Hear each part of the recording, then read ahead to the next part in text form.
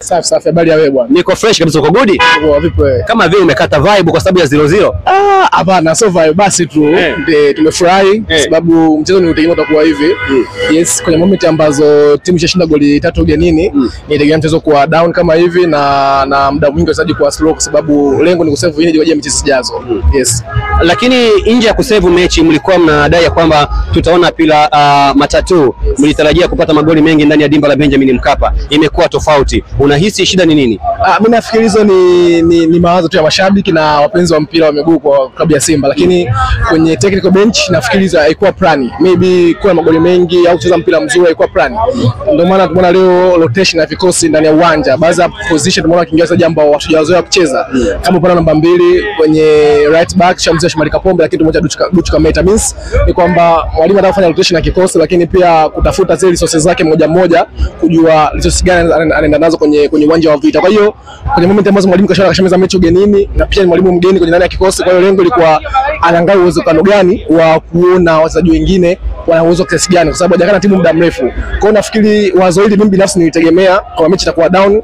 That's why hata mashabiki pia ujao wengi, kwa sababu ni mechi ambayo iko down, ni mechi shisha ugenini. Kwa hiyo kwa kocha nilitegemea kuwa down. Yes, lengo ni kujua resources zake nyingine wana perform vipi ndani ya uwanja. Yes. Mko na mechi kubwa ambayo inafuata. TRA sio wakubeza, ni wachezaji ambao wako vizuri. Nadhani umejaribu kufuatilia mechi zao, wanacheza vizuri. Kwa jinsi ambavyo umekiona kikosi cha Simba Sport Club kwenye mechi hii ya Zingizini kuelekea sasa kwenye mchezo huu ambao utapigwa tarehe 30 huko Tabora, unahisi kikosi chako kitafanya vizuri dhidi ya TRA ya Tabora? Yes, mimi naamini itafanya vizuri kwa sababu kwenye mpira wa miguu kwenye ligi husika timu inapokuwa giant ni kwamba inapokuwa inatengeneza timu ni kwamba inakuwa na nafasi ya kuwa mabingwa pia. Kwa hiyo kwa Simba siwezi kutoka kwenye mbio za ubingwa, na unapokuwa una timu ni karibu ya kuwa bingwa ni kwamba hautakiwi kupoteza michezo ambayo ya timu ambazo ziko kwenye mid table timu za daraja la kati. Kwa hiyo kwa Simba na bado nampa credit kubwa kushinda huo mchezo kwa sababu ya profile za wachezaji ambao Simba nao TRA nao, lakini pia hata experience, lakini pia hata uwezo wa benchi la ufundi na wachezaji kwa ujumla. Kwa hiyo bado nampa Simba nafasi kubwa kufanya vizuri kwenye huo mchezo kwa sababu bado ni timu kubwa, ni timu giant Afrika, timu giant Tanzania. Mchezo huu kusare tusichukulie kwamba ndio itakapoteza hivi. Hii ni mchezo mwingine, approach tofauti. Game haziwezi kuwa na approach moja au haziwezi kuwa na approach sawa. Huu mchezo tumecheza hivi kwa sababu ni tushashinda ugenini. Let's say Simba ingekuwa amedraw ugenini au amefunga ugenini, nafikiri cha kwanza hata first half isingekuwa hivi, lakini hata naamini determination ya wachezaji ndani ya uwanja ingekuwa kubwa zaidi. Wangekuwa mda wanakimbia na mda mwingi pia wangekuwa wana ufanisi zaidi. Yes. Watani wenu mara nyingi mnapokuwa mmekosea ama mmeteleza, mmekosa matokeo, huwa wanawacheka sana. Na pengine kutoka 0-0 zidi ya Singizini katika uwanja wa nyumbani inawezekana ikawa ni kashfa nyingine. Nyie kama mashabiki wa Simba Sport Club mmejipangaje huko mitaani, huko mnakoishi majumbani kukabiliana na kashfa ndogo za watani wenu wa jadi? Mimi nafikiri unapokuwa mtani wa jadi ni kwamba kubali utani. Na hili swali nalitegemea kulisikia kwa mashabiki wa upande wa pili, mimi Dar es Salaam Young Africans, lakini nafikiri sidhani kama ina effect kwa wachezaji na mechi na ufundi kwa sababu still timu haijapoteza mchezo na pia timu imefuzu kwenda kwenye hatua nyingine. Ingekuwa ina story kubwa sana kama Simba singeenda kwenye group stage. Yes, kwa hiyo Simba kufuzu nafikiri ni muendelezo wa kufanya vizuri zaidi, lakini pia mambo kwamba amedraw nyumbani nafikiri stories za mashabiki, lakini wenyewe kwa wenyewe kae wajua. Yes, game plan sisi ilikuwa ni kucheza hivi. Sidhani kama leo Simba aliingia kwa anahitaji goli hapa sio kupata goli. Mchezo Simba aliingia tu afuzu group stage. That's why unaona hata first half yake ilikuwa ya kawaida na hata the worst of the season ilikuwa ni ya kawaida. Ni approach ya kuhakikisha kwamba as far as wameshashinda mechi ya kwanza goli 3-0, kwa hiyo leo wasitumie sana energy. Kwa hiyo ndio akawa anacheza kama vile slow, kwa sababu hata ushambuliaji uliona kwa mfano kipindi cha kwanza hata last line, yani kwenye usati ya ulinzi kwa mfano yani unapokuwa unashambulia unakuwa unaona walinzi wa timu pinzani 4 wako peke yao, yani hakuna madhara kabisa. Hata usema labda Simba pige counter attack, hakuna mshambuliaji. Kibu ndio alikuwa yuko pale mbele, lakini sio anakwenda kusimama labda na mtu wa mwisho. Kwa hiyo unaona kabisa approach ambayo mwalimu alikuwa akaitumia ni approach ya kuhakikisha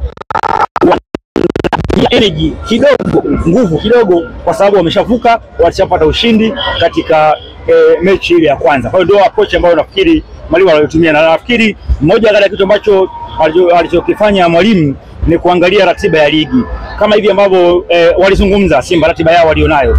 kwamba wakimaliza hapa mechi hii hapa hawatakuwa na mapumziko, watasafiri kwenda kucheza na TRA Tabora, na sisi tutasafiri kesho, alafu baada ya kucheza mechi na Tabora watarejea Dar es Salaam. Baada ya siku 2 watakutana na Azam, baada ya mechi na Azam watakutana na JKT pale Meja Samuel. Kwa hiyo nafikiri ni miongoni mwa vitu ambavyo vilivyopelekea mwalimu kuingia na approach hii ya kutumia energy, yaani kucheza soft football, yaani kutumia energy ili ku reserve energy kwa ajili ya mechi zinazofuata. Pia licha kwamba ni objective football, lakini kwa binafsi unaona imetoka nje ya malengo, kwa sababu pia walikuwa wanatafuta bao lakini pia wamelikosa. Kwa sababu kutafuta bao of course hiyo ni kawaida, ni kweli wametengeneza nafasi, of course concentration ndio. Kwa mfano kama kipindi cha pili baada ya kubadilisha fanya mabadiliko, alifanya mabadiliko kidogo, akaenda kuweka striker pale, standing striker, aende akasimama, nani yule alikuwa akawa ameenda kusimama pale kama standing akaenda pale kwenda kusimama kama standing striker, kwa sababu kipindi cha kwanza ilikuwa hakuna striking style of play, ilikuwa ni kama vile wote ni midfielders, yani mpira wote ulikuwa unachezwa katikati, kwa sababu hata kusema counter attack hakukuwa na mshambuliaji ambaye alikuwa anafungua kwenda mbele kwenye counter attack. Unaona kipindi cha pili akaingia na approach hiyo, kwa sababu angalau hata kupata goli ili kuwa salama. Lakini kikubwa kama nilivyozungumza kwamba malengo ya mechi hii hapa, kwa jinsi ambavyo nilivyomsoma mwalimu, ametumia mechi hii hapa, yani wachezaji wasitumie extra energy ili ku reserve kwa ajili ya mechi zijazo. Lakini ukitazama squad yao kwa ujumla kuelekea hizo mechi ambazo pengine wanahitaji matokeo zaidi, bado unaona Simba yenyewe sasa katika mechi zinazokuja katika maeneo ambayo hata katika mechi hii hapa ndio wameshavuka tayari, mwalimu amefanikiwa kutimiza malengo yake, lakini bado kuna maeneo ambayo yanatakiwa yafanyiwe kazi. Moja kati ya maeneo ambayo yanatakiwa afanyie kazi ni ile, unajua kwenye ulinzi huwa kuna defensive discipline, ile nidhamu ya ulinzi. Unajua kuna pasi ambazo zinazopigwa back pass sio mara moja, sio mara mbili, sio mara tatu. Hapa katika mechi hii hapa ambazo unaona kabisa kwamba kama ni timu ambayo ingekuwa yani wapinzani wangekuwa wako makini kwenye ushambuliaji, wangeweza kutumia hizo opportunities, kwa sababu kuna makosa mengi sana yamefanywa kwenye safu ya ulinzi kutokana na zile back pass ambazo ni unnecessary, kwa sababu unapopiga back pass lazima uwe na uhakika kwamba unayempa yuko peke yake na unampa pasi mguu na sio kwenye nafasi. Lakini kuna wakati hadi goalkeeper arudishia back pass ambayo unaona na yeye anatake riski, kitu ambacho kwa kweli katika defensive discipline ni moja kati ya maeneo ambayo wanatakiwa wafanyie kazi. Lakini kwenye safu ya ushambuliaji pia na kwenyewe kwenye eneo la kumalizia kwenye finishing ni moja kati ya maeneo ambayo pia nafikiri mwalimu anatakiwa afanyie kazi, hasa katika mechi za hatua ya makundi ambapo zote zile ni mechi ngumu zaidi kuliko ni hatua ambayo waliopita. Sekta ya michezo pia umehudumu kwa kipindi kirefu, umeingiza timu 4 kwenye hatua ya. Kwa kweli hii ni rekodi, ambayo Tanzania, na ndio sababu moja kati ya kitu ambacho kweli wa Tanzania tunataka tujivune kwa kipindi hichi, kwa sababu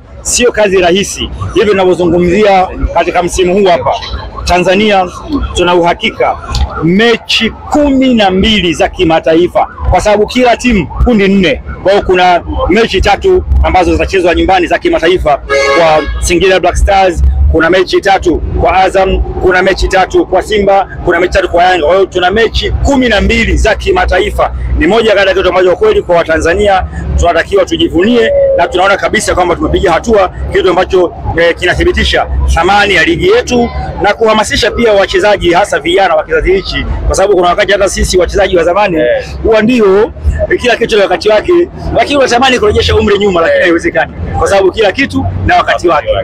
Asante sana. Asante sana.